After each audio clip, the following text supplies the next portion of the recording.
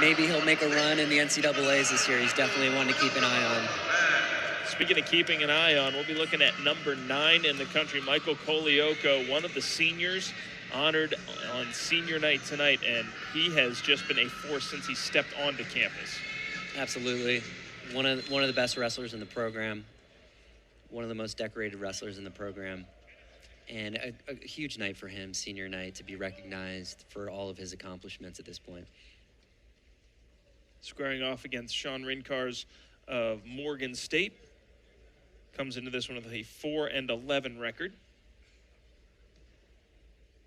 Meanwhile, Colaiocco this year has been strong, 15-7, but just look at how loaded coast-to-coast 133 is. That's just not an easy spot at all.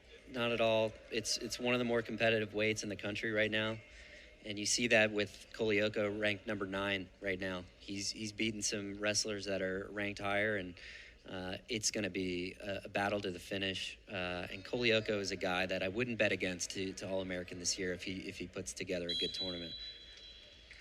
You know, and really interesting this season, too, because as we saw Max Gallagher take hold of 125, a guy who's been really strong for Penn as well, Ryan Miller, has actually been bumped to 133 where he's competing with Colaiocco. So you talk about how strong the lightweights are for Penn right now. I mean, it's an unbelievable spot when you're saying, hey, maybe you're not going to be taking any reps from Gallagher. You're going to be trying to outduel Colaiocco for those reps. Well, the Penn team is one that's really built some depth. Colaiocco looked like he took a shot up high. Get a medical timeout. Talk about the depth. He's been a major contributor to that depth since he stepped onto campus. You have a guy slotted in like that in that spot. Absolutely, and if you talk to Coach Reyna, it's about recruiting wrestlers while you have good wrestlers. It's about building a program where the next guy up can step in if there is, say, an injury. But just to have that competition in the room is critical too, because like Morgan State is doing with Penn here, the Penn wrestlers are competing against themselves every day in practice. So you want good guys competing every day in practice because, like you said, it's the iron sharpens iron. Officials had a quick word together. Get a timeout here as Colaiocco heads off for repairs. It's obviously not a memory that you're looking to make on senior night. Take another look here at what happened. Just nose-to-head contact. Yeah, unfortunately got a head-to-head collision there and got his bell rung. You can see he's immediately affected by that. So hopefully he's all right here. It looks like they took him to a back room for a medical check.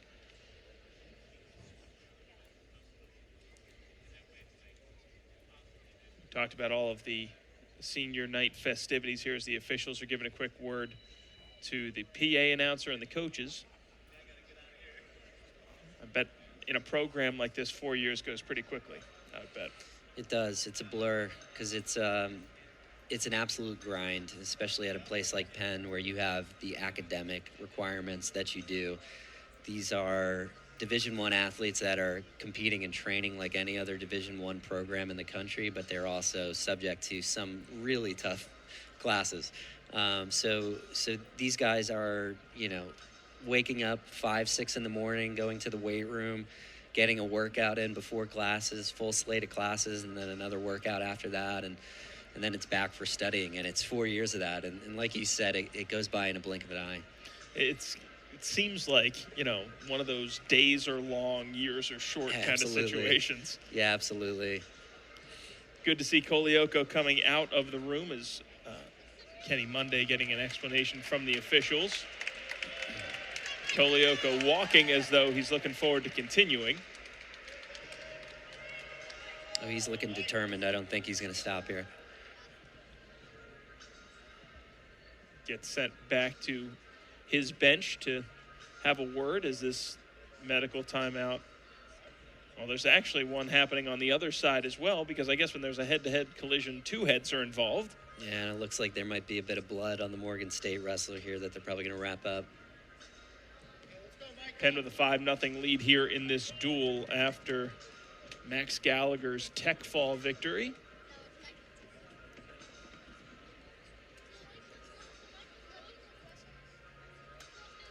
And we talked about this being a tune-up ahead of the postseason, but certainly you wouldn't want Michael Colaiocco to be one that wouldn't be able to continue in this match. Yeah, I think that's one of the things that the coach will preach going into a match like this is to be safe and to not take risks that put yourself in unnecessary danger. It's as much about staying healthy at this stage in the season as it is about improving technique. Like I mentioned earlier, these guys have been practicing the same moves for months now.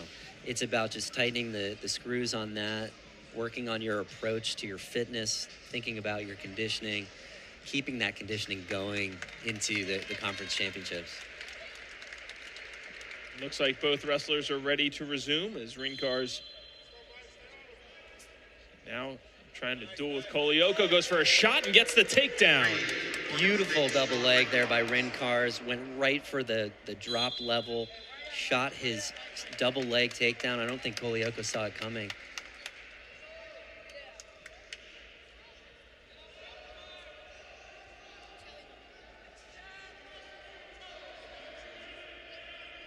Colaiocco with a 5-2 record in duels this season. Looking for the quick escape. Is able to get free there. 3-1. See if he goes back on offense now after being, like you said, Andy, a little bit surprised by that early double leg. And I think Colaiocco was too. You could tell the Ryncarz has got a real fast double. And he worked his fake really well, got Colaiocco to bite on that, and then he shot his double right to the legs. That's a really hard move to defend if guy gets to both your legs at once. Colaiocco in here now on a single, working his angles, and then is able to secure his 3. Colaiocco back in front, 54 seconds left here in the opening period.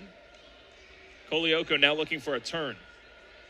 Yeah, he's got his wrist trapped underneath here. Look for him to roll through and get him in a tilt position here. He's in trouble, actually. Look out.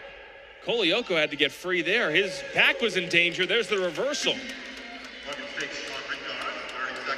Colaiocco really went for that roll through tilt, and then Ryncarz was just ready for it, had him stuck in that potentially dangerous position there for a lot longer than he intended to, and when you're in that position, you can only hold it for so long before you give up the reversal, which he did there. Just really impressive wrestling by Ryncarz here against a tough Colaiocco. Certainly a game performance against the number 9 wrestler at 133, and we head to the second period tied at 5. What was the key for Ryncarz to keep that one close against Colaiocco in the first? Well, like we talked about, I think he kind of hit him by surprise with that double leg, and the way that he was able to get that reversal shows to me that this is a veteran wrestler. He knew Colaiocco was going through for that roll-through tilt. He was able to make his base really wide, use a wide set of gravity there to prevent his body from rolling through. And like I said, Colaiocco had to abandon his tilt move and give up that reversal. Colaiocco quick back to his feet to get his escape, but really impressive wrestling there by Ryncarz. Another one of Kenny Monday's freshmen as he looks to build this program. And I think if you're Coach Monday, this is exactly the sort of competition and performance that we're talking about. You've got a freshman battling against a senior here. You want them competing at the highest level. And for him just to get takedowns and reversals at this level is huge. Colaiocco in on a double leg of his own, rolling through here, and he's able to lock up his 3. Colaiocco now in front 9-5. Right to his armbar here too. You can see he's got the same wrist control that he was using to get his tilt, but instead he's working for a belly bar. You can see Ryncarz is prepared for it. He's digging his left hip into the ground, preventing him to go over the top with it. And what you might see Colaiocco do is kind of go side to side, jump his body from one side to the other, try to get the momentum and pull him over just like this to get some near fall.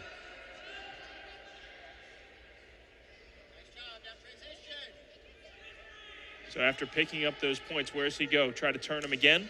So he's got 2 near fall locked up, but he's still got the same hold. So he's working on improving that near fall score. So he had 2. Now that 2 is a 4 because he was able to hold it for 4 seconds. So intelligent veteran wrestling there by Colaiocco, recognizing that he only got the 2, but he's in a very favorable position, able to take Ryncarz to his back for 4 seconds, lock up his 4. And you can just tell Colaiocco is a really tough top rider. Ryncarz has not been able to get off of his belly, aside from that reversal we saw in the first period. You see Colaiocco just controlling the arm and the wrist throughout the match here. And if you're Ryncarz, really tough to get any sort of momentum going from the bottom. Colaiocco is just going to continue to wear him down, look for him to work more moves on the top here. So now Colaiocco picks up 8 unanswered points as we head to period number 3. A minute 46 seconds of riding time, which is big too. He was able to hold him down for almost the entire period there.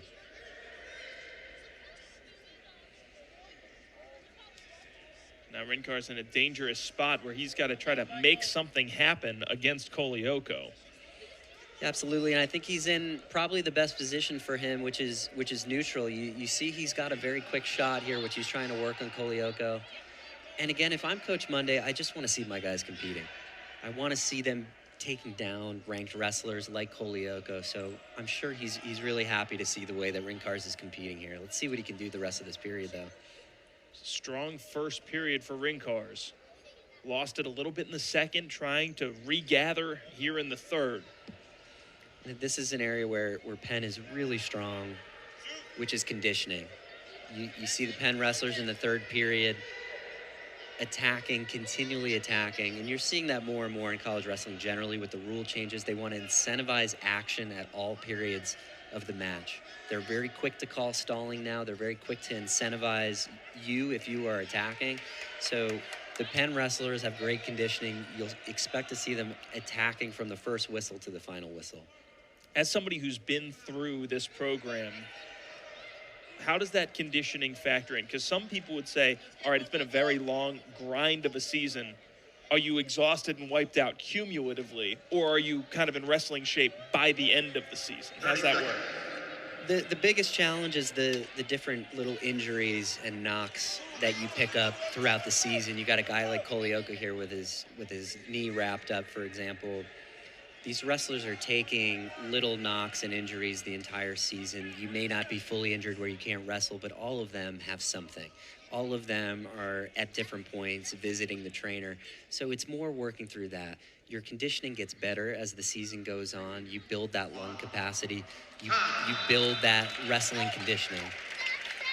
Colaiocco adds the ride time point for a 14-5 victory, major decision for Colaiocco. Now it's a 9-0 lead for Penn over Morgan State. Really happy to see both wrestlers come back.